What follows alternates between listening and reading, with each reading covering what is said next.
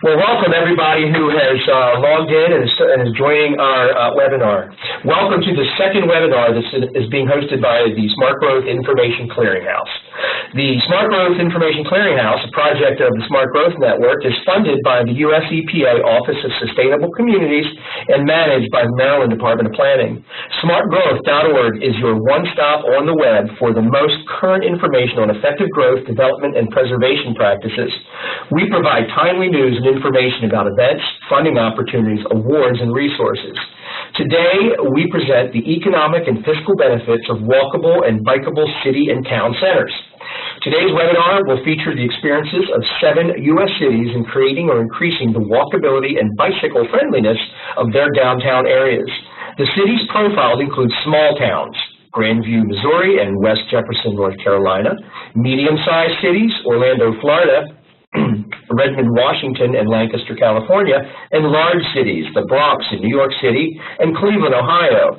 This webinar will focus on the implemented strategies, the resulting increases in walkability and bike friendliness, and the economic and fiscal benefits of each project.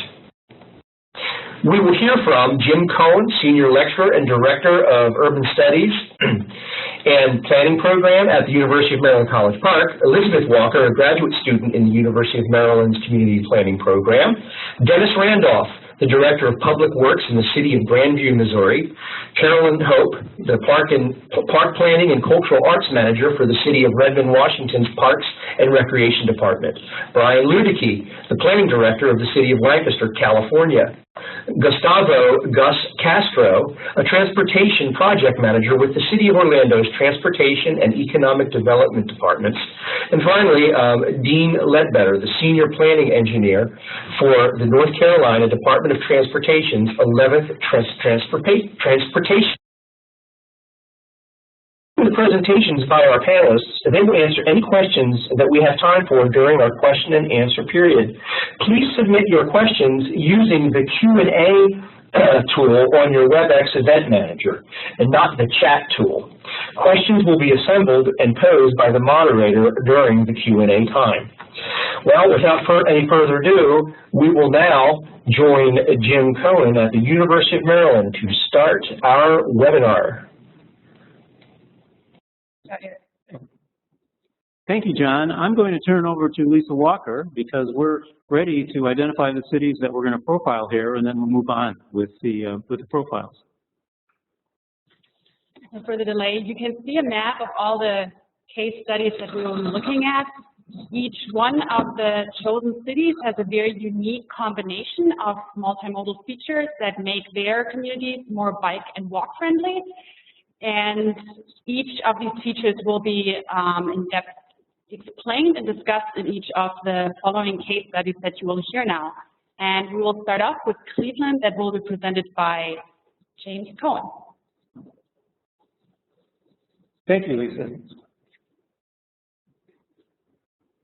Cleveland, Ohio, located along Lake Erie and the Cuyahoga River, has a population. Your screen, please.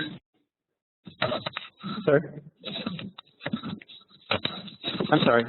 Cleveland has a population of over 396,000 in 2015, and it's been transformed from a steel and manufacturing city into one recognized for its cultural institution and world-class health centers, such as the Cleveland Clinic, the city's largest private employer, and the University Hospitals of Cleveland.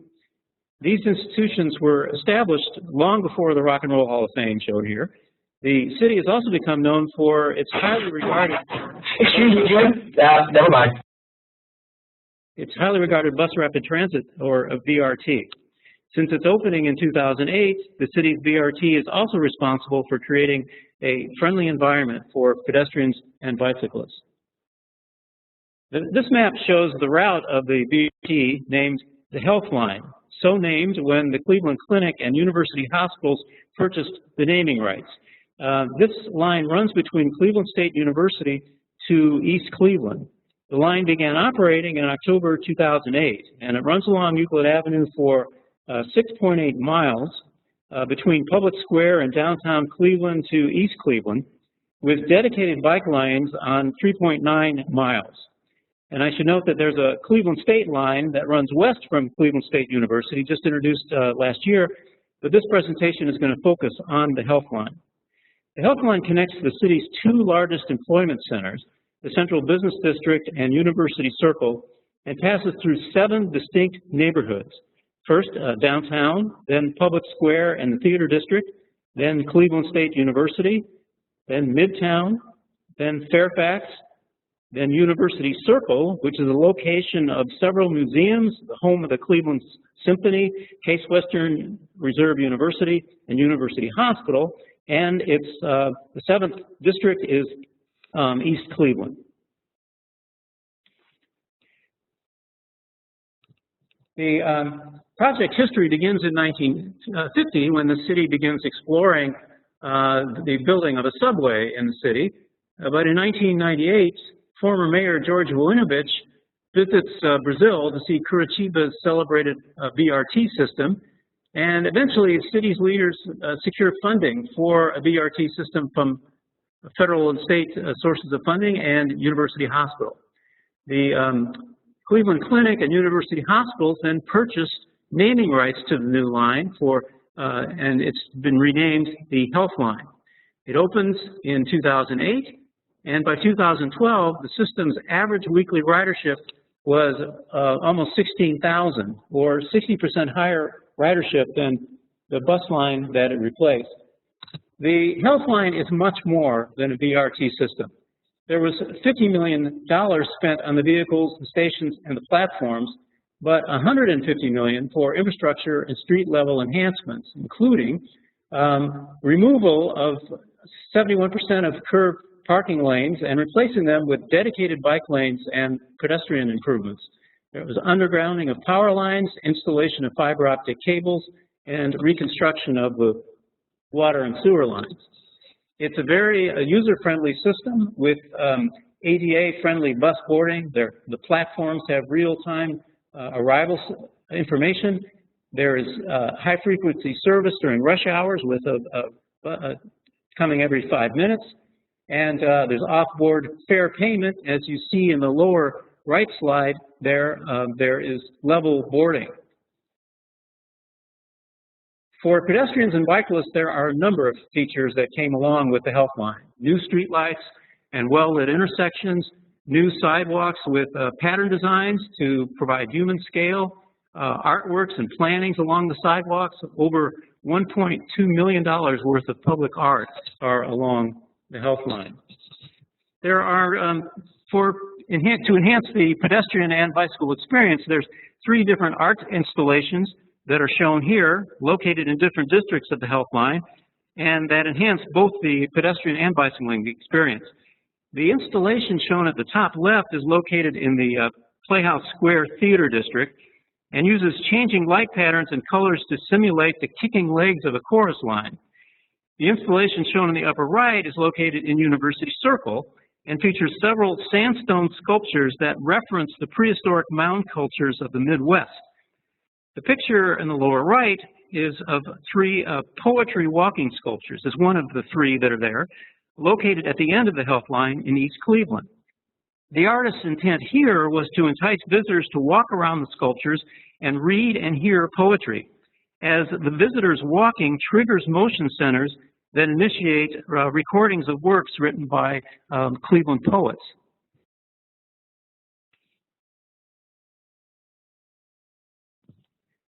The above 2 pictures on this slide are of art functioning as seating. On the upper right, depending on where the viewer is standing, the installation is saying either things change or change things, 2 very different messages.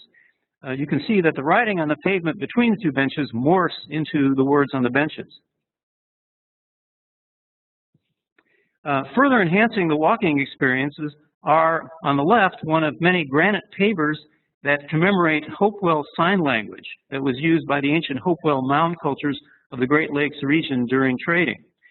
The tree grate shown here reflects Cleveland's industrial heritage.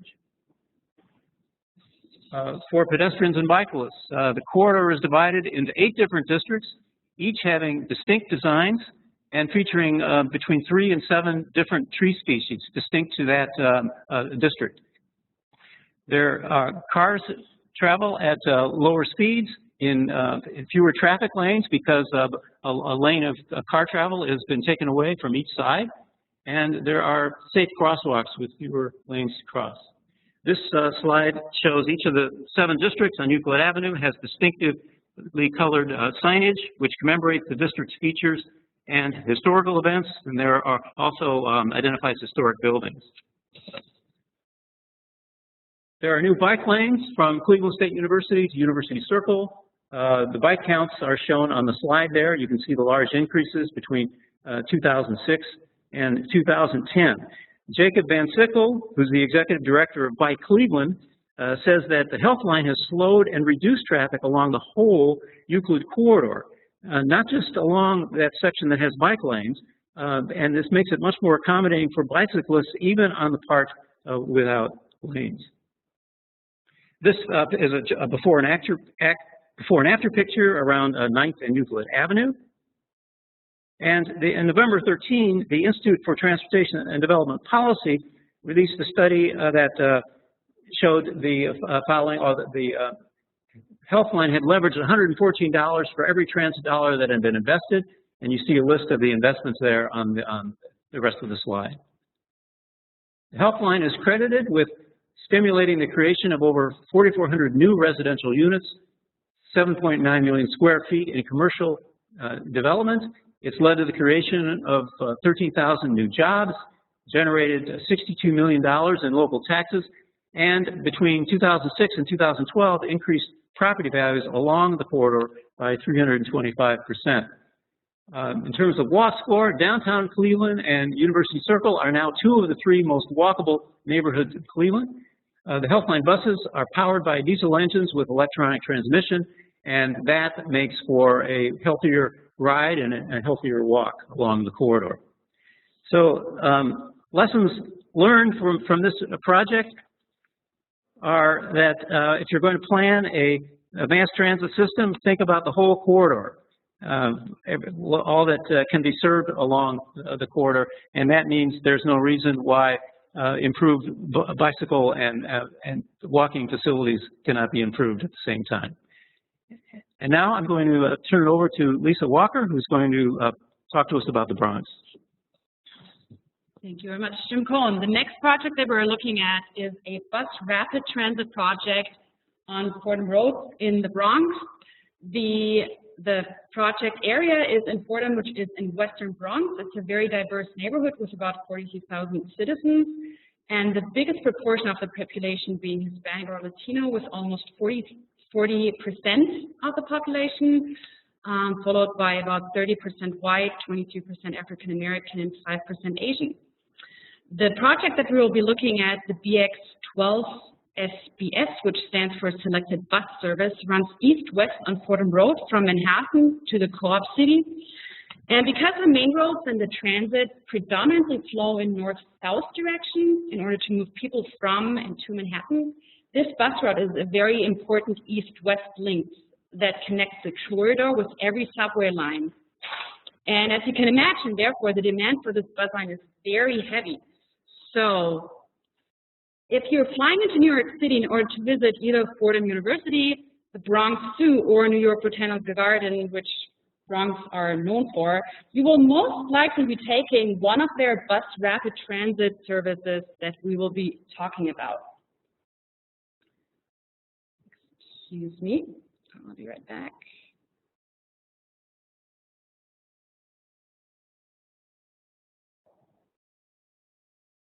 There you go. The SBS BX12 was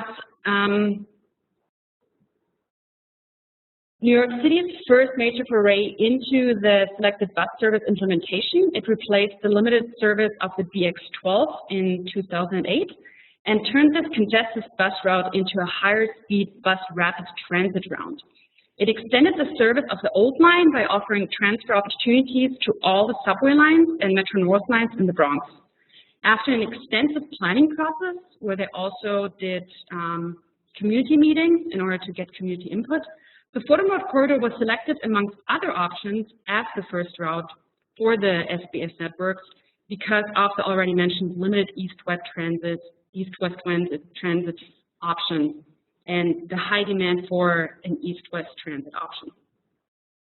And as we can see here, the project goals were to increase the bus ridership and to provide a more satisfying transit experience, because the previous transit experience was not satisfying due to a lot of congested areas along the route. Another one was to reduce the length of travel time along the route and to improve the east-west connection. The project features are transit signal priority systems, which are systems in the bus that allow the bus to signal upcoming traffic lights that they're coming, and basically to turn on green and let them pass, which decreases the travel time big times.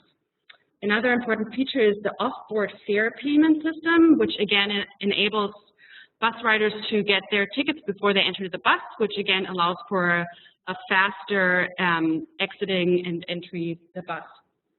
Another important feature is the new, more efficient ADA-compliant bus system. They have entry and exit from all doors. They have larger and low-floor buses with a very unique branding to improve the bus rider's overall experience. And local companies are installing new bus shelters that again enhance the bus ridership experience. Another important feature is curbside management, because as you can see in this picture here, they have dedicated bus lanes.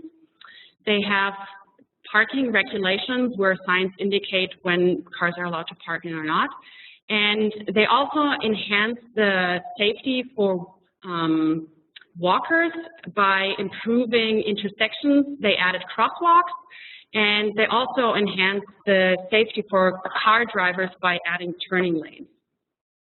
As you can see in this before and after pictures, the marked bus lanes with overhead signage that indicate where buses are going. The entire project cost $10 million, which is, as we can see in the project comparison with other bus rapid transit projects in the US, a pretty good number. And compared to the fact that the entire corridor was 9 miles long, it is a pretty good price. As we can see in this economic benefit chart here, interestingly, the New York City conducted a study where they compared this corridor to other corridors in the city. And in the baseline period of this study, we can see that first sales decreased, but then they continually increased compared to other neighborhoods. And as we can see in this slide here, in the third year after the project implementation, sales along that corridor had increased by 71%. Another economic benefit is for the bus line. We can see that in only the first year, their daily ridership increased by 30%. But not just the bus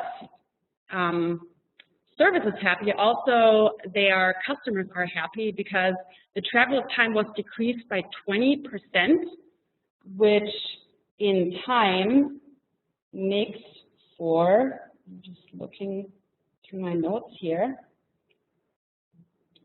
the previous time for the entire 9-mile route was almost an hour, and it was decreased down to 45 minutes, which is nice if you could save 50 minutes on your daily commute.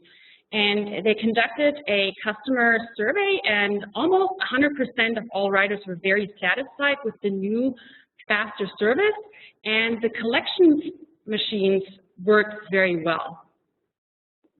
Because of that big success of the BX12, the New York City DOT planned phase 2, where they are adding 16 new corridors. And out of these 16, they already implemented 2, which is the BX41, which we can see in the picture here, and another line. And those 2 lines enhance the connection to the already mentioned airport. Matt Kronenberger is your expert here. You can reach him. The best way to reach him is via email. And with that, I'm handing it over to Carolyn Hope from the City of Redmond to talk about the Redmond Central Connector.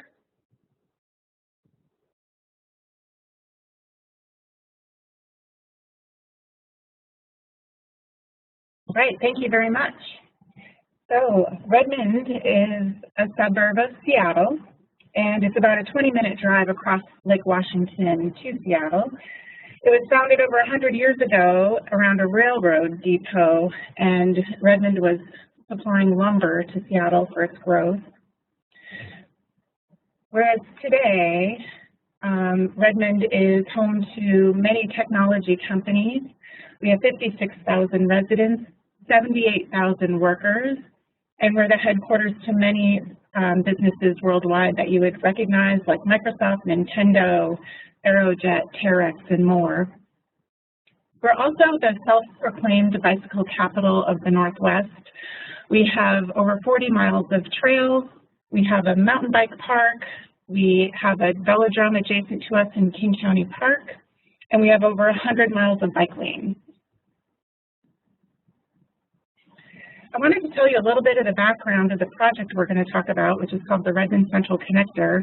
It is part of an abandoned railroad corridor, a Rails to Trails project that our region has been working on for almost 20 years. We acquired 4 miles of trail out of this 42-mile corridor in a partnership with all of the agencies listed here, the Port of Seattle, City of Kirkland, King County, Sound Transit, and Puget Sound Energy. And the reason is this corridor is going to be a multi-purpose corridor.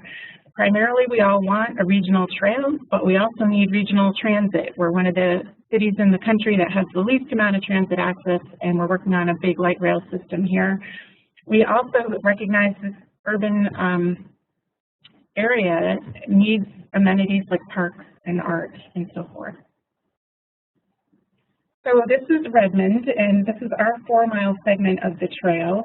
It starts in the, comes in from the east and goes right through our downtown, and then it travels across the Sammamish River and up into a business district called the Willows Business District. So you can see a variety of land types here, from a little more urban to a little more agricultural-like in nature.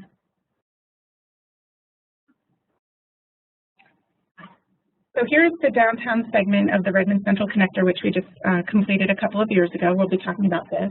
It's 1 mile, and it runs right through the heart of downtown.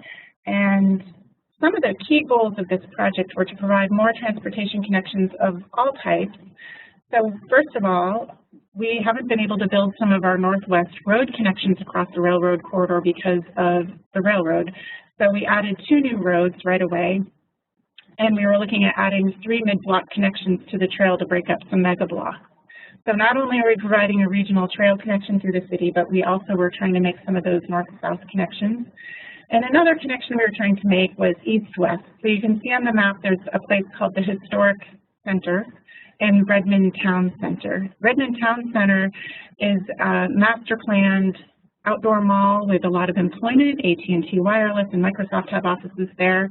And our historic center is currently being redeveloped, and there are a lot of new mixed-use buildings, and that is where the light rail terminal station will be in the future. So we really wanted to connect those 2 places, which right now it's very car-centric, and the trail would provide a great connection to get people walking from place to place. So this is a picture on the left, a little bit blurry, but it's from the 1950s, and you can see the rail depot down here in the left corner, and the railroad just going right through town with all sorts of industrial-type buildings around it. That was the way downtown Redmond looked until about 15 years ago. And on the right is our project built out with a parking lot that has an art painting on it from the artist on the project, and a lot of mixed-use development around it. So we were planning this project since 1997. We wanted to acquire the railroad property since that time. We had policies in our comp plan adopted, but it took us many, many years to work with the regional partners to find a solution to acquiring the property. And so in 2010, we acquired the property and we went right into the master planning process, followed by some construction projects that had already been designed. We installed a 4-foot wide stormwater trunk line under the trail. We got those roads built across the connector, and then we started designing and constructing our trail project, which we completed in 2013. So here are some pictures of the project completed.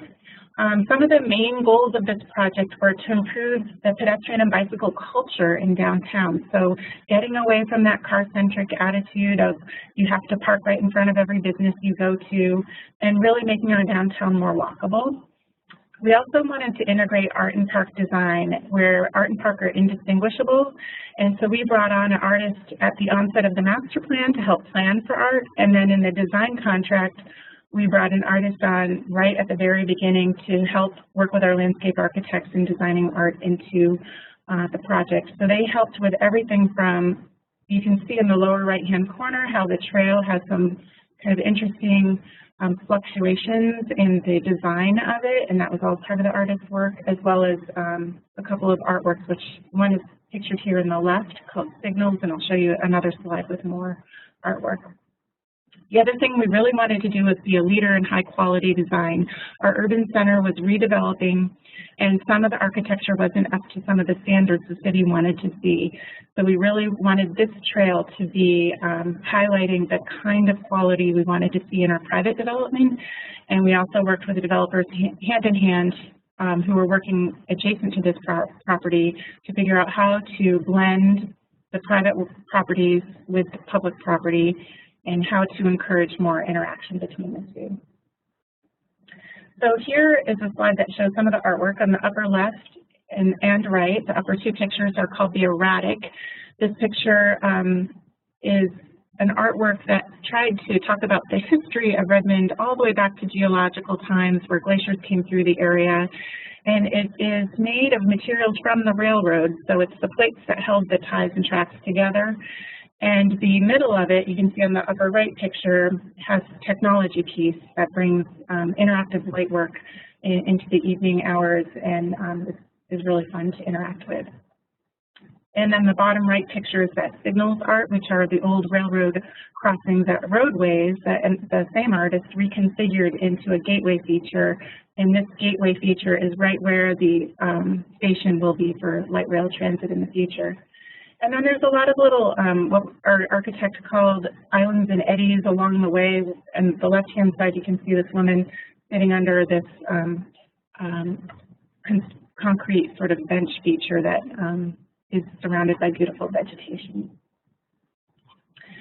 So this project is, like I said, in the middle of our urban center that's redeveloping, and this picture isn't meant to really be digestible, but just to show you real quick that we have more than a dozen mixed-use projects going on in downtown, and about half a dozen of them are adjacent to the trail, and a lot of them are marketing the trail in their advertising for tenants and owners. And the project also has had a really great impact on our small business community who have been moving into the urban center. And here are some great quotes from 3 businesses who recently moved into our downtown core within a block of the trail. And they've, Super Jock and Jill's a running store. They've only had 1 store in the region for years and years, and they just opened their 2nd store here in Redmond and have been really advertising the trail as a great place to run and come to their store and do social runs with them. And they've been a partner with us in programming as well. So the trail, we've been counting users on the trail, and it's been bringing over 200,000 people a year into our downtown core, which has been great to help drive business, especially in the restaurant community and the shopping community. We also have been trying to drive people into downtown through community events that we've held within the trail. So that area where the Signals art is, we actually own some other property right adjacent to it. So we have a nice big couple of acres to put on some big events. Our Redmond Lights Luminary Walk attracts about 12,000 people a year. It's a one-night event. Our Bike Bash that we held during Bike to Work Week is, attracting about a couple thousand people. The So Bizarre Night Market is a series of night artisan markets with artist performances and community engagement. 3 nights during August. That really brings people into downtown as well. And then on the left is bottom left is a picture of a fun run that we've done called Beat the Bunny, and of course it's a great family event. So our next steps are to build out the 2nd phase of the trail, 1.3 miles. We had bid opening yesterday. That's favorable, and we'll be beginning that project next year. We'll still need to build another 1.6 miles of trail, and we're hoping to build that by 2020, and that would bring us to our city border, where Kirkland, our partner, will be building a connection to their trail. We're also preparing for the light rail project to come. So you can see on the bottom right a picture of a rendering from our contractor of how the trail will still exist, and then we'll have light rail access right there as well.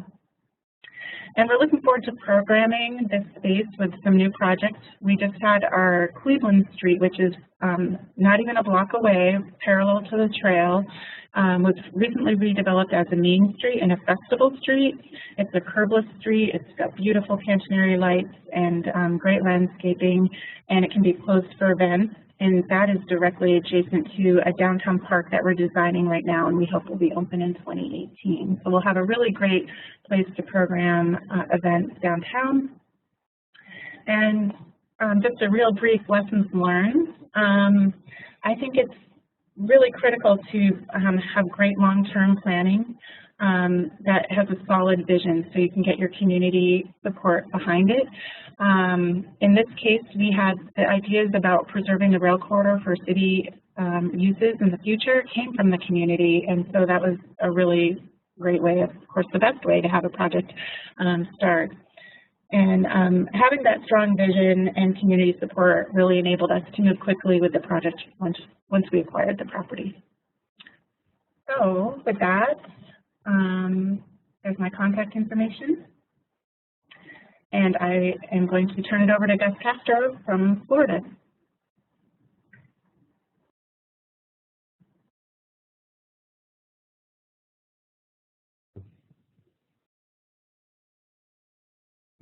Thank you, Carolyn.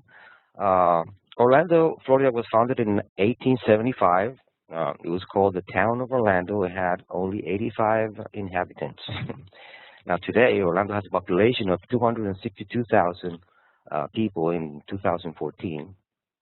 It's the 6th largest city in Florida with an area of about 76,800 acres, and it's part of the 3rd largest metropolitan area in the state of Florida. The Orlando metropolitan area is home for numerous theme parks like the Walt Disney World Resort and the Orlando Universal Orlando Resort. Orlando also features many noteworthy museums like the Orlando Museum of Arts and other fine arts and sports venues like the Dr. Phillips Center for the Performing Arts, the Florida Citrus Bowl, the Amway Center, and the upcoming Orlando City Soccer Stadium. The area is also home of the University of Central Florida, which has the 2nd largest enrollment of all U.S. university campuses. Now, Edgewater Drive is a north-south road connecting the downtown core with other urban and suburban areas to the north. The Edgewater Drive portion within the Orlando jurisdiction is about 1.6 miles long, basically between Parr Street and Lakeview Street, and represents the main street of College Park, which is a well-established pre-World War II neighborhood. College Park residents are around 7% of the city's population, or about 20,000 residents, and Edgewater Drive carries approximately 20,000 vehicles per day within the College Park area. Edgewater Drive is located less than 4 miles from downtown Orlando, and the project started actually back in 1999 when several College Park volunteers, together with city staff, participated in workshops to create a planning blueprint and shape the future of their neighborhood. As a result, the Neighborhood Horizon Plan for College Park was produced to implement solutions that will increase the safety of vehicles, cyclists, and pedestrians. The existing 4-lane configuration of Edgewater Drive did not provide sufficient space for wider sidewalks, bicycle lanes, streetscapes, and other Horizon Plan recommendations without significant and very expensive reconstruction efforts. So the only practical way to eventually have better, wider, and quality sidewalks in the commercial district and exclusive bicycle facilities along Edgewater Drive was to eliminate one vehicle lane along the 1.6-mile stretch between Park Street and Lakeview Street. The Edgewater Drive cross-section was then converted from 2 travel lanes into one direction to one travel lane per direction. The project included a continuous left-turn lane to provide business access along the side of the road. Bicycle lanes were also added to both sides of the street, and the road operation with less through capacity was analyzed using microsimulation tools, and the signals were retimed accordingly to maintain the needed capacity during peak times. Now, this is the beauty. The project cost was about $50,000 plus staff time. So in total, it was no more than $250,000. So speaking about cost-benefit analysis, an investment of $250,000 really changed the nature and the context of Edgewater Drive. Now, this photo shows the commercial district in the College Park neighborhood. This photo shows the exclusive 5-foot lane, bicycle lane along the reconfigured on-street parking. The on-street parking inventory changed after the restriping because some of the spaces were eliminated based on a safe side distance evaluation. So the parking modifications were not related to the cross-section change. This is the section south of the main commercial district. So the street used to be like this. It was reconfigured only within the right-of-way, like this. So essentially, the faster central lanes under the old cross-section, they were acting as what we call de facto left-turn lanes, resulting in constant rear-end collisions. Now, according to Smart Growth America, 77 new businesses have opened in the study area, and 506 new jobs have been created during the same period of time. Actually, more recent data from the city's Main Street program indicated that actually 118 new businesses have opened between 2008 and 2014 in College Park, and 769 new jobs have been created during that same time period. Also, the assessed values on properties along Edgewater Drive have increased by 80% from 2008 to 2012, according to Smart Growth America reports. However, I did the research, and the assessed values along Edgewater Drive between 2002, when the project started, and 2015, I found that the actual assessed value increased by 116%, compared with 85% with the city of Orlando for the last 13 years. Only 4 years after the Road Diet project was completed, a 7-story mixed-use development was constructed in the commercial district, and this single development contributed almost 50% of the tax roll increase along Edgewater Drive. You can see that development to the right of the photo. In terms of safety benefits, even though the vehicle traffic was cut by only 12% within the year following the road redesign, the total collision dropped 40% from an annual average of 146 to 87. The crash rate was also reduced from 1 crash every 2.5 days to 1 crash every 4 days. Injuries dropped by 71% to an average of only 1 per month. And the percent of vehicles speeding throughout the corridor was actually reduced as well. Bicycle counts increased by 30%. Pedestrian counts increased by 23%. Remember, it was only a $250,000 investment. On-street parking use jumped from 29% to 41% utilization, even though only a handful of on-street spaces were eliminated as part of road restriping. Now, we believe that the increase in parking utilization is due to the added convenience getting in and out of the vehicles. The vehicle traffic was reduced, like I said, by 12% within a year following the roadway design, but it has returned back to the pre-project level, and the traffic signal coordination and retiming keeps the vehicular traffic moving during peak times. Residents and merchant feedback was an important part of the project, and it helped in the evaluation of the way both College Park residents and business owners felt before and after the project.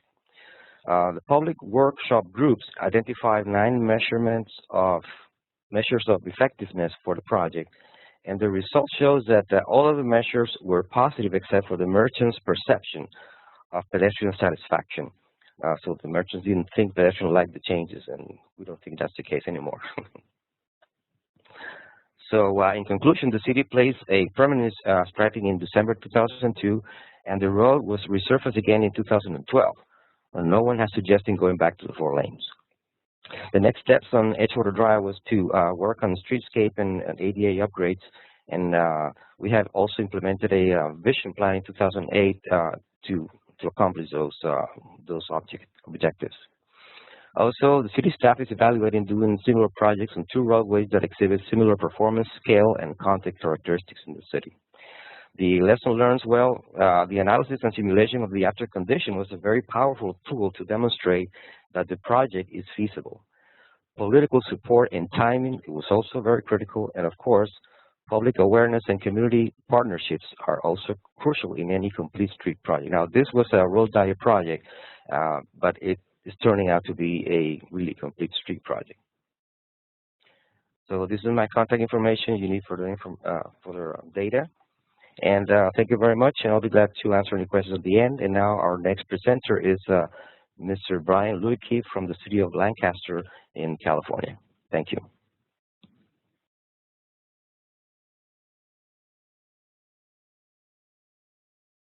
Thank you, Gus.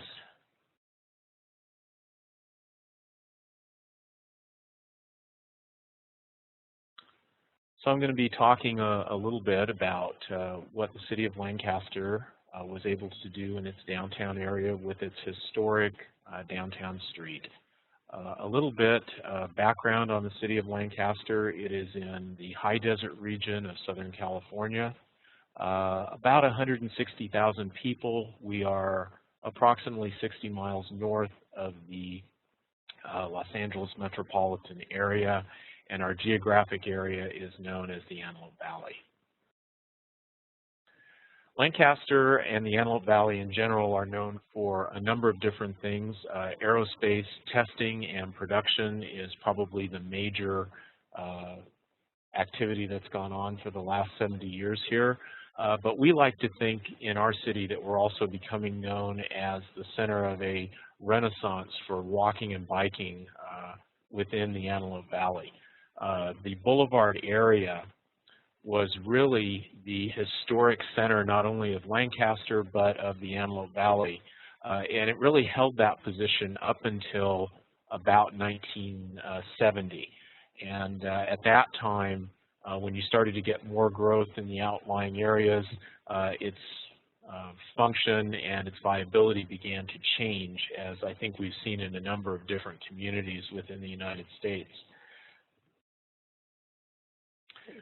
So the city had tried a number of attempts before, particularly in the 1980s, at some revitalization, but they never really worked very well. And I think the reason for that, in looking back at that time, was the effort was really to try to compete with the suburban style development on suburban style terms.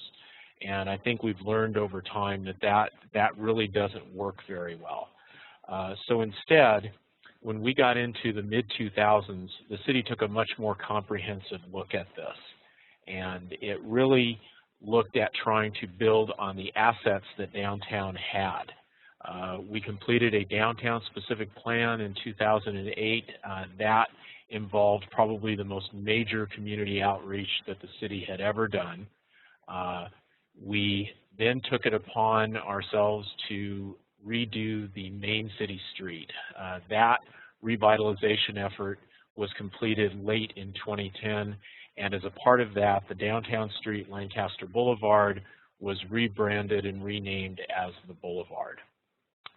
And it's a design that really changed the feel of our main downtown corridor. It was a street design. We hired Moule & Palazoides architects out of Pasadena to assist us in this effort. And in order to meet the various objectives that the city had, they turned to the model of the La Rambla out of Barcelona, Spain. And if you see that street on the left-hand side and compare it to the design of Lancaster's redone boulevard, you see the similarities. All we need is probably another couple hundred years to catch up to it, but I think it's a really good start. The project features that we have, we took a street that had 4 lanes of traffic and reduced it to 2. The center area can function either as parking, which it does for a great deal of the time, but it also is a very good pedestrian plaza area for downtown events. We took and enhanced the crosswalks. We put in new landscaping and lighting. And I think the most important thing that we did was that we got control through this redesign of the speed of the traffic. And if you look at the street before we redid it, you probably get an idea of why that was important. 100-foot right-of-way street, almost entirely devoted to vehicle movement, and we had vehicle speeds that were reaching between 45 and 50 miles an hour if somebody wasn't stopped by a traffic signal. And so you see the street here just before we began to undertake the redesign, and without a change in right-of-way, we simply began to reallocate through the design of the street what the space was used for. And instead of having, as a friend of mine put it once, a value-sucking strode through the middle of our downtown, we changed it to something that actually began to add value back into the downtown area. And if you look at the design that's on the screen, you can really see how this began to put pedestrians, drivers, and bicyclists on a much more equitable footing. And I think that's a real key to what we were able to accomplish down there. Traffic signals, we used to have 8 of them along that entire stretch before the redesign. After it was redone, we only had a signal at each end. All of the interior intermediate intersections were simply put to what you might call more of a negotiation process in terms of drivers. Those benefits that have come from that have been incredible. This was an area that literally repelled investment before. And once that redesign of the street was done, we began to see a shift, very entrepreneurial. Jobs and business began to return into the area. Vacant buildings began to be reoccupied. Property owners that probably hadn't even painted their buildings since the Kennedy administration suddenly are putting investment back into it. And we were really impressed and amazed by how quickly, in some cases, that occurred. Outdoor dining, redone facades. The specific plan was very, very important because we even began to get a few new buildings, and that specific plan and its form-based code were very important in guiding the design of that new development in the downtown area. Some of the benefits, we've been able to track probably 800 new permanent jobs over the 5 years. Dramatic increase in the amount of revenue, municipal revenue that's coming from the downtown area. An increase in property values of almost 10%, quite outstanding for an area whose property value between 2009 and 2014 actually dropped citywide. So we have really seen the benefits of the investment that we made. But I'd like to talk a little bit right near the end here about some of the other things that we've seen. As is reported, and Gus reported the experience out of Orlando, we saw the same effect, a dramatic reduction in traffic collisions, particularly injury-related collisions. The other thing that this did is it shifted the culture not only of how our community thought, but of how our city administration, political leadership, and our city staff thought. We began to reevaluate what is the value of things. And as we move forward, the value of that pedestrian orientation, accommodating bicyclists, looking at ways to understand that the driver saving 15 seconds is not what's bringing value to your community. So that's very, very important. And community. We really wanted a place where we could have community events. You see on the right-hand side on the picture our holiday event, which is very popular, but our most popular one, actually, we just had this past Saturday again. On the bottom picture is our Halloween-themed event called the Boulevard, a twist, obviously, on the Boulevard's branding. And its most recent iteration, as I said last Saturday, drew 30,000 people to the downtown area. So quite a change. The other thing about community is this used to be the place decades ago where people came to hang out, meet each other, and see each other. It's become that again. I have a next door neighbor that I know very well, but I rarely see him in our neighborhood. I see him more often in our downtown area as we're walking around or enjoying the time. In conclusion, one of the things that we were able to do also was establish a property-based improvement district. That is now begun to set a stage where the property owners and the merchants in the downtown area are stepping up and beginning to take responsibility for the long-term management and even creating some of their own events in the downtown area.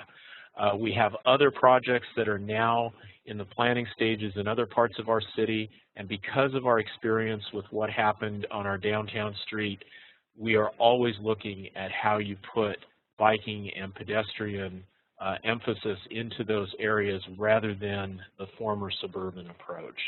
So we've been very successful in that, and I think it has made such a great deal of difference in how we're going to look forward as a community. These are the contacts, myself and Shannon Dow, who is our main person out of the economic development section. And I would like to turn it over to Dennis Randolph from Grandview, Missouri.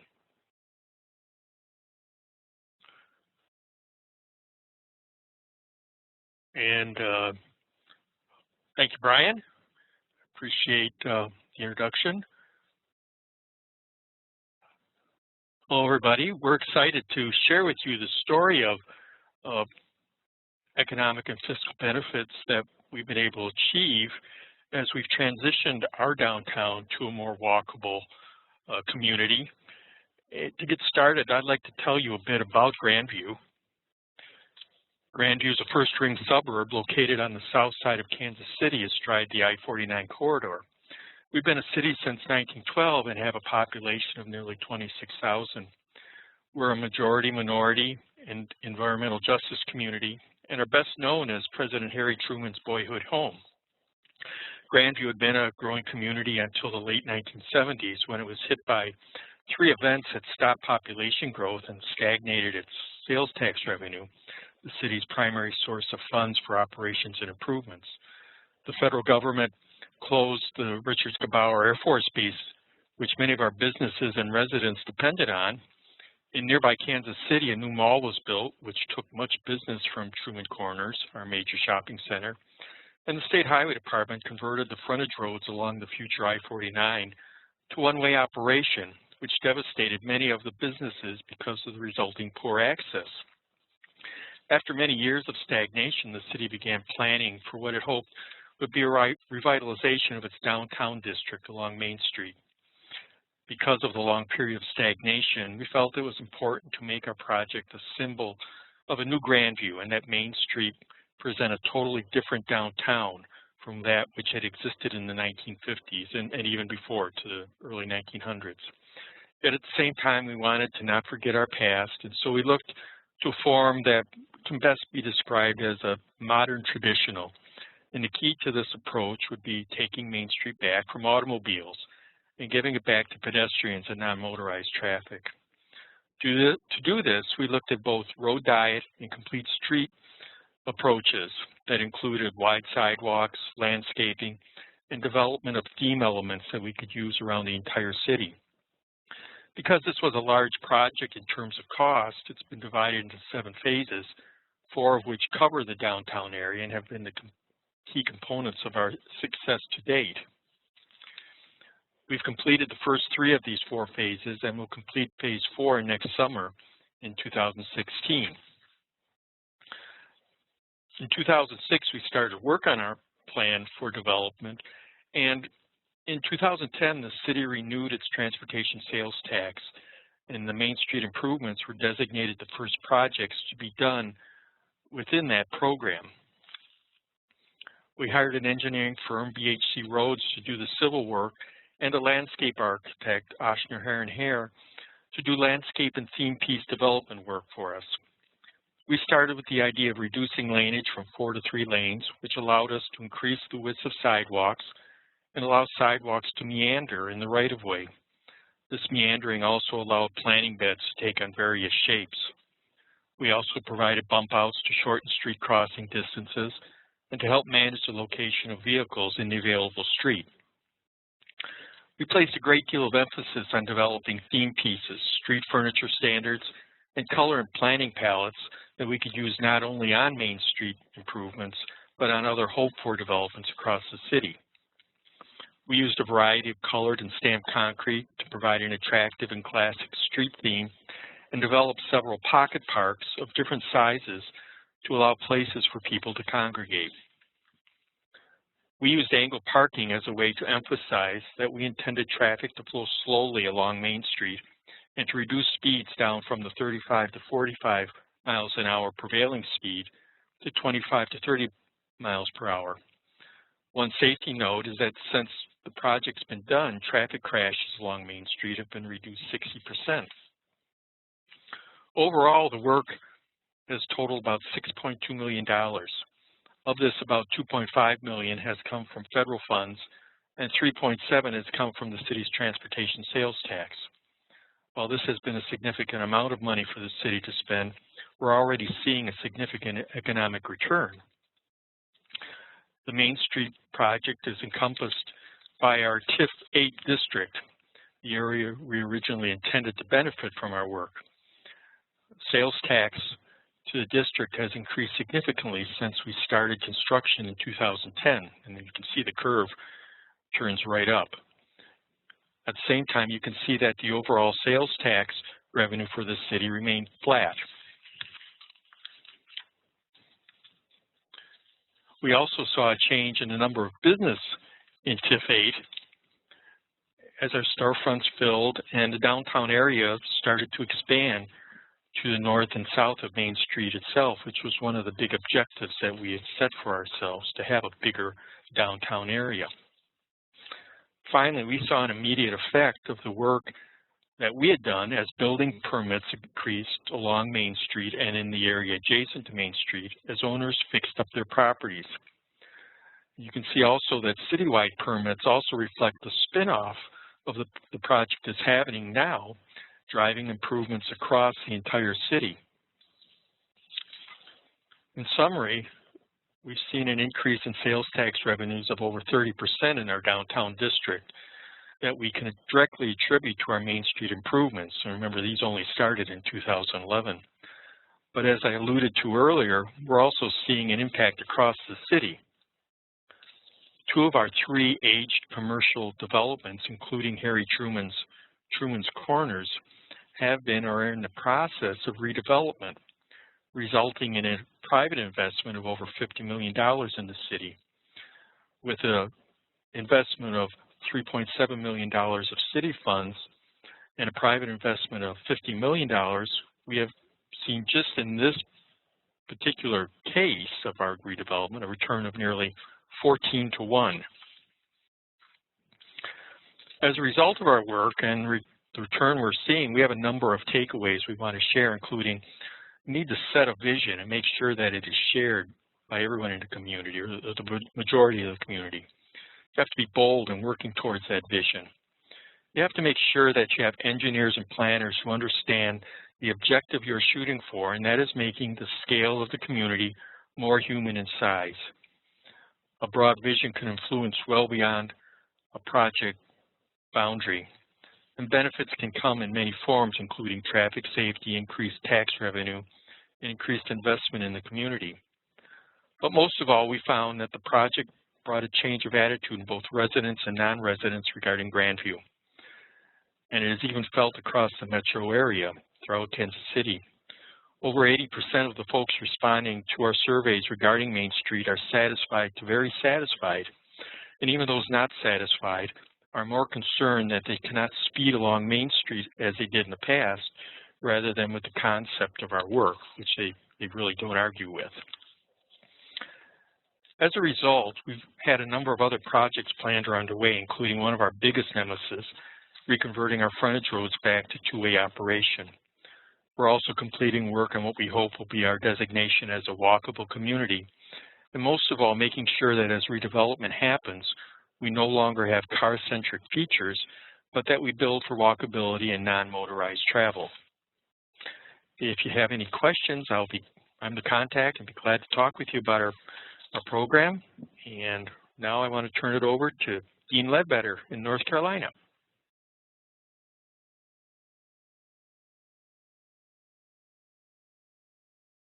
Okay, thank you, Dennis. That was a great presentation.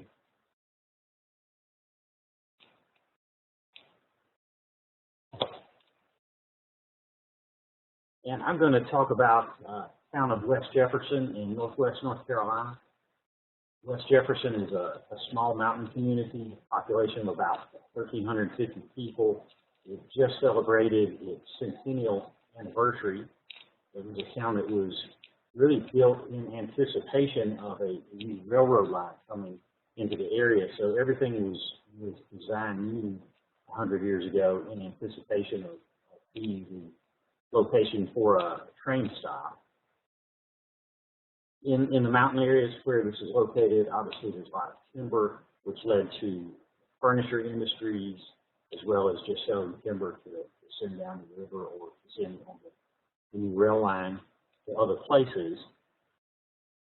Some of the interesting things about West Jefferson is the location of the only cheese factory in North Carolina, which makes it something of a tourist attraction in itself.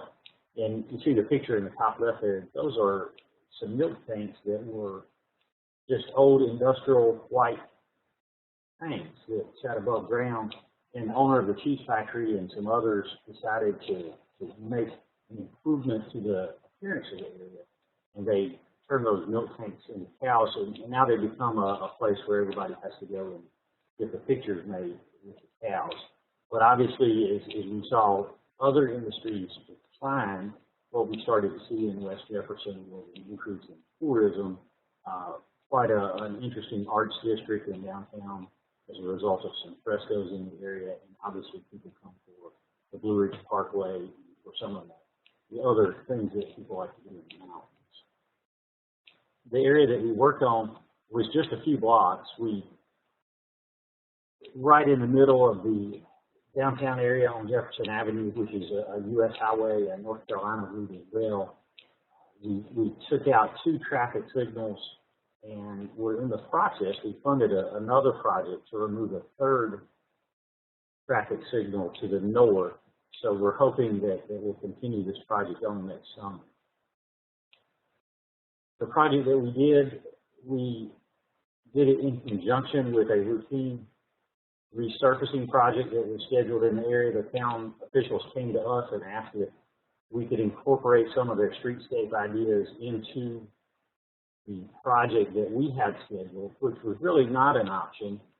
But we worked with the town leaders to come up with an agreement to remove the traffic signals in exchange for us helping with some local funding, local DOT funding, to help implement the streetscape that the town already had plans for. And our portion ended up being a little over $200,000 for this project. With the amenities that the town added and relocating some utilities, the town ended up putting about $140,000 into the project, and there was also $30,000 in the project from the local health district. The improvements, as I said, we removed 2 traffic signals, replaced those with always stops. We made some improvements to the parking.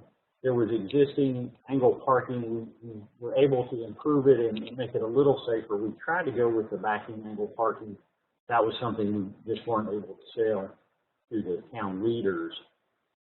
We also, the town improved the lighting in the area, and a lot of aesthetic improvements at the areas where the traffic signals were removed and at a couple of mid-block locations. So we were able to improve ADA compliance, improve overall pedestrian facility. And here's a picture of what was there before. Obviously, it's a very unappealing area before the project was done. Some very long crossings for pedestrians. They were signalized, but most of the pedestrians wouldn't choose to walk to the signals. Because of the angle parking, they would just cross the road wherever they parked to be able to get to whatever store they were going to. And you can see the picture on the bottom right shows one of the old signal poles at one of the corners that just took up so much of the small amount of space that was there for the sidewalk. And here you see the after pictures, obviously a much improved appearance to the town. And we've created areas where people can congregate. We've created areas where people can cross the roads more safely because we've shortened the pedestrian crossing distance. We've made the pedestrians more visible to the motorists. And generally, we have slowed the speed of traffic, although we've been able to keep travel time through the corridor about the same. We have slowed the speed of traffic. And again, this is just a typical before and after with the traffic signals. One of the things that we see, we had 3 signals in a row and they were coordinated. So we had drivers who were willing to drive much faster than the posted speed limit in order to get through the signals. And of course, that meant that they would not be willing to stop and allow a pedestrian to cross. The picture on the right shows an interim step that was done with the resurfacing. When the signals were removed, we weren't ready to, the final plans weren't ready for the curb extension. So we just used pavement marking paint, stop signs placed right into the asphalt to implement the traffic pattern, which was very important because it was actually the change in the traffic pattern that really made the improvements in downtown, because that's what slowed the traffic. After the project was done, within the first couple of years, we saw 10 new businesses open in the downtown area. With those 10 new businesses, there were 55 new jobs created. And over the last several years since the project was done, the downtown vacancy rate has gone from 33 at the time the project was completed. The last I spoke to someone from West Jefferson, that's down to 3 vacancies in town now. And one of those is simply because one business moved from a smaller store to a larger space, so they kind of reopened their old space back up. So they right now have 3 vacancies. We've seen a fairly substantial increase in visitor traffic coming into the Chamber of Commerce. And within the first 2 years, there was well over $500,000 in private investment to refurbish buildings as these buildings started to become used again. We didn't have a serious traffic accident problem on this corridor. It was not a comfortable corridor, particularly for pedestrians, but we didn't have a lot of reported accidents. But we did see, percentage-wise, some significant reductions, and obviously we're getting the cost savings from those accidents. We also, as a Department of Transportation, we were the ones who maintained those traffic signals in the town. So we're getting the benefits. We were spending about $2,300 a year on average to maintain those signals. And by removing those and showing other towns what we were able to accomplish in West Jefferson, we've been able to remove about a dozen signals across our 8 counties. So it's been quite an improvement for us budget-wise. We've seen a slight increase in automobile traffic, but a significant increase in pedestrian activity there, as pedestrians just feel like it's a safer, better place for them to walk. And here you see some scenes from town. A couple of guys using the curb extension to do a little impromptu concert there in front of the mural with the mountain music. And it's just been amazing to see businesses, the business, Good Old Days that's mentioned there is an ice cream store, and they've moved to another location or opened another location across the street, created a little deli, ice cream shop, and candy store there as well. And most recently, we've got business that's moved to town that is an organic meat market, and a new business going in conjunction with that next door is going to be a deli that's going to sell some of the products from the meat market. So the lessons we learned and the things that we would recommend, clearly removing the signals was the important thing here from my perspective. We slowed the traffic, and that was what was important. Drivers were no longer trying to get through that corridor. They brought their attention down. They were interacting with the pedestrians, interacting with other drivers, much more willing to stop and let a pedestrian cross mid-block because they were coming up to a stop sign anyway. So those have been the important things from the traffic standpoint in terms of how we did it and how we would recommend other folks approach things like this. it was very important that the town had a plan ready. When we came along with our resurfacing, they already had a vision of what they wanted to do. That made it much more easy for them to take advantage of an opportunity to get these projects done. And of course, we already knew that we wanted to remove those signals, so we were all able to work very quickly. And we worked together. Everybody knew everybody else's goals. And that way we could understand what we could and couldn't do. And the business owners were very much in favor of this. There were 21 business owners who showed up at the town council meeting to show their support on the night that the council voted to make these changes. And here's my contact information. I'd love to hear any questions that folks have. Any way we could help you, we'd be happy to. There's a nice video that the department has done about this project. If you go to YouTube and search for NCDOT West Jefferson, you'll find our video. And it's a great tool to be able to show folks what is possible. So with that, I'm going to turn it back over to Jim and the folks at the University of Maryland to wrap things up and go to our question and answer. Okay. Thank you, Dean. And I want to thank our other presenters, Lisa and Carolyn, Gustavo, Brian, Dennis, and also want to thank Kristen and John for organizing and handling all the technical details for this webinar, as well as the Maryland Department of Planning, Kristen Mitchell, and the Smart Growth Network and EPA for sponsoring this webinar.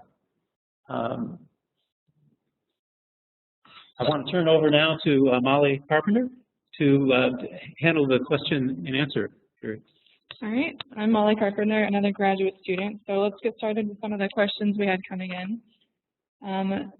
The first question, just to something a lot of people were wondering, this is going to be available online. We're going to have the complete webinar and the PDF of the PowerPoint within the week online at smartgrowth.org.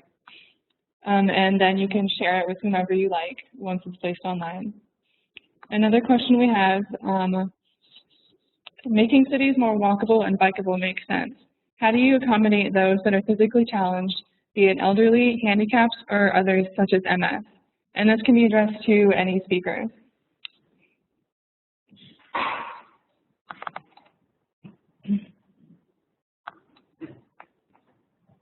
Would anyone care to answer that question? Great.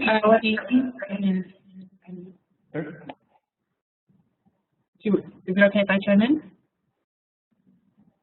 Sure. Making cities more walkable and bikeable makes perfect sense. How do you accommodate those that are physically challenged, be it elderly, handicaps, or others such as MS?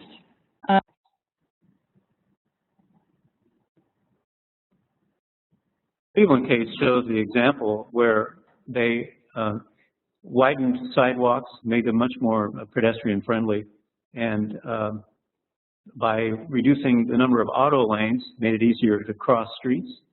But I think that the examples shown in that profile of Cleveland is a good place to start, see how they did that. I did not talk specifically about, except for mentioning the level boarding on the rail line, on the Healthline, how the city was addressing those with disabilities, but the dimensions of the sidewalks and is a good start. So I would suggest the callers from a large city to talk to the contacts for the Cleveland case to see the particular strategies that they employed there. Looks like Dean would like to field this question also. Yes, I can say that the curb extensions that we built in West Jefferson were very helpful in getting the ADA wheelchair ramps in. It just gave us more space to work with to make all the grades work, and it also helped us with taking care of some drainage issues. So everything worked together. Those curb extensions were a really nice tool. We had some resistance to that. There was concern in terms of how it was going to affect truck traffic, and we addressed that simply by asking the town council if they felt like the future of the town was more based on pedestrians or trucks, and And when they answered pedestrians, then it was simply a matter of why would we not design around pedestrians. So I say any curb extensions that can be constructed are very helpful to people with these. All right, and now we'll move on to the next question. In conjunction with the walkable/bikeable elements. Dennis Randolph raised his hand. Oh. Yeah, I just wanted to add one thing, that, you know, there are ADA standards, national standards to follow, and everybody knows about them. My suggestion, though, to everybody is that when you apply those ADA standards out on your street, that you really take to heart what those standards are intended to do. You can build a ramp that meets the requirements, but that doesn't serve the folks who may have disabilities or problems maneuvering through an area. And you really do need people who are experienced in laying them out and who are really considerate of the intent of the ADA requirements. And that'll help a lot to let people get around. All right. Now we can move on to the next question. In conjunction with the walkable/bikeable elements and incorporating aesthetic design and art, have there been collaborative efforts to include low-impact development/green infrastructure elements, such as permeable surfaces, bioswales, rain gardens, etc.? And this was directed towards Carolyn from Redmond. Okay, yes, we did include some LID elements into our project. There were a number of rain gardens, and in part of the trail, we did use pervious asphalt, and so that's definitely been a consideration for us. Would anyone else like to answer that question as well?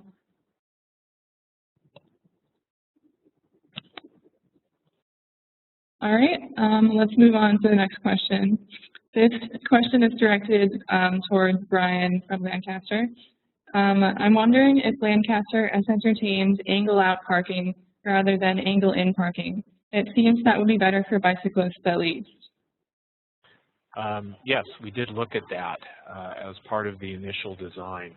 And at some point, we still may go to that. But the thought at the time in 2009 when we went through the design was that you can only ask your community to absorb so much change at once. So we thought, let's go with the design. At least they understand the head-in angle parking, and we'll kind of evaluate how that works, and we'll see if there's a potential change available to that in the future. So it's something we did consider, but at least initially weren't quite willing to put into place yet. All right. Let's go on to the next question. So this question is for anyone who would like to answer it. I know here in the Northeast, Albany, New York, funding projects such as those described today is a hindrance to moving forward. What were some of the main sources of funding available to the cities being described today?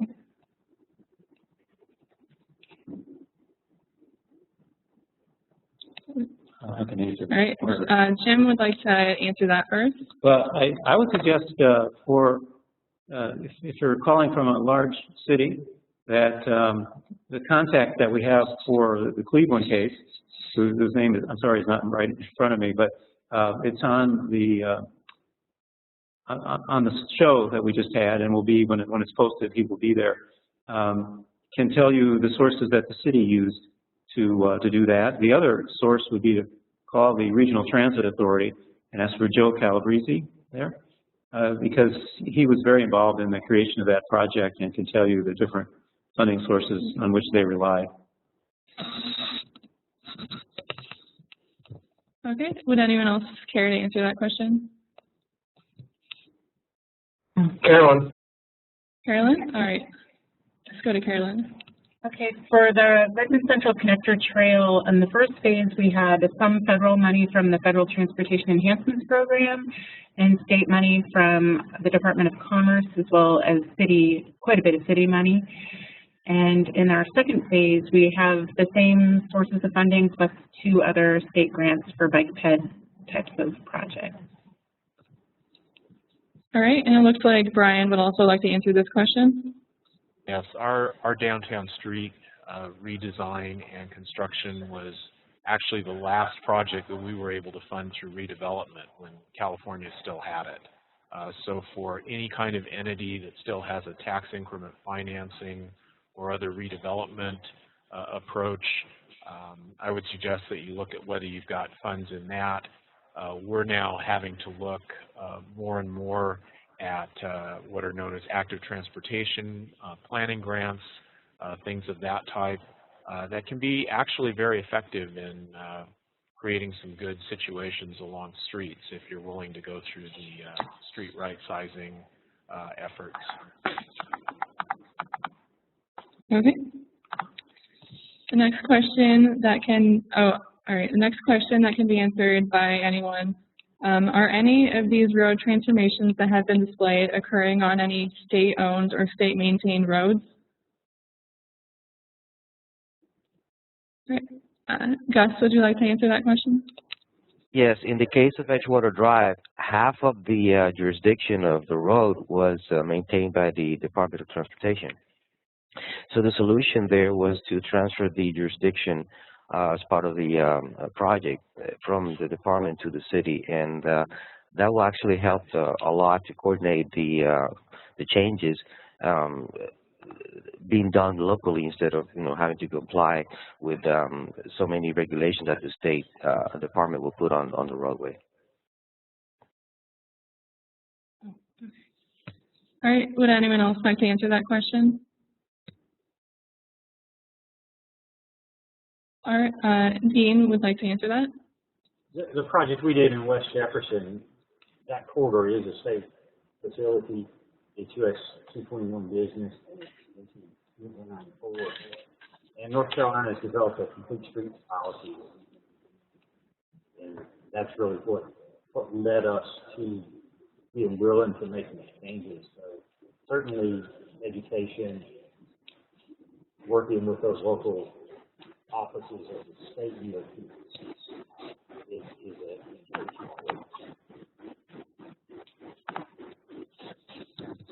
Okay. Anyone else? All right, then let's move on to the next question. In New Jersey, there has been much business resistance to adding bike lanes as it would disrupt the ability for businesses to receive deliveries from trucks. Has anyone faced this problem or would be able to address this question?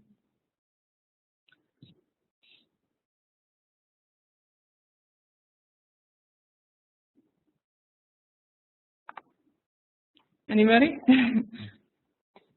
I think that, this is Jim, I think that a good contact, again, would be Cleveland, because they did put in 2 dedicated bike lanes, and this would, along Euclid Avenue, where there are a lot of businesses, would have raised some concerns among businesses along that line, and they can tell you how to address that. I think give you some perspective on it.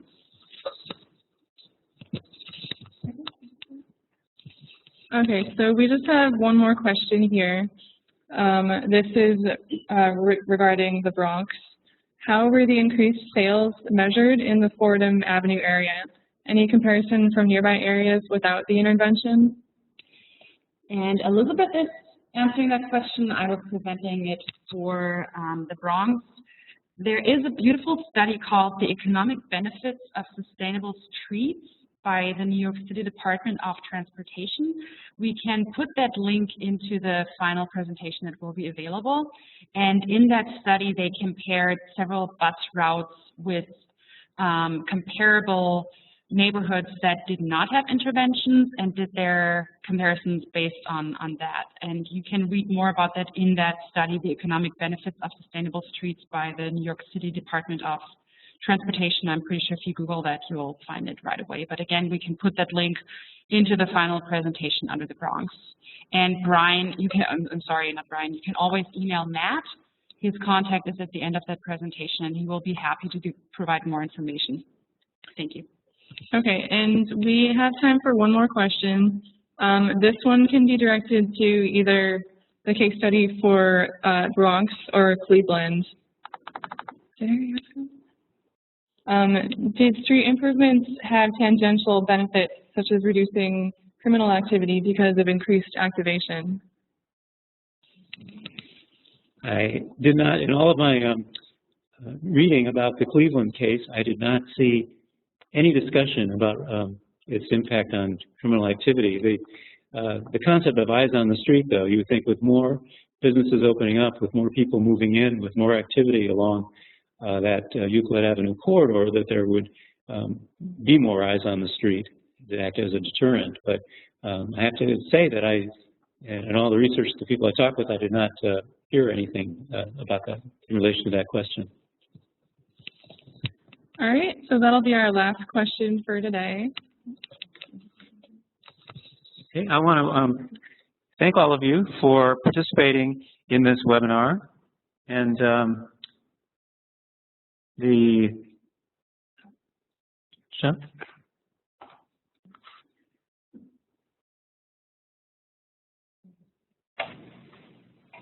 I'll take over. This is John Cohen, back at the ranch, so to speak. Let me share my screen, and we will end this up. And I thank you very much, Jim. I thank you also, Dennis, Carolyn, Brian, Gus, and Dean for joining us. This concludes our webinar, the economic and fiscal benefits of walkable and bikeable city and town centers. Thank you to all who attended today. We had upwards of 260-some people today, so thank you. The complete recording of today's webinar will be posted on smartgrowth.org by the end of next week. And to address a question that came through, in addition to asking if we were posting this, they said, could I share it with my local politicians and community? And by all means, if that's a way that you want to use our materials, we couldn't think of a better way. And I want to thank Molly and Lisa. Molly was a very good moderator for our questions and answers today. Thank you so much. So when you exit from today's webinar, you're going to be directed to our evaluation. Please take a few minutes to tell us what you think about today. The Smart Growth Information Clearinghouse will present other webinars in the near future. Keep an eye on the website and in the weekly newsletter for details. Thank you and goodbye.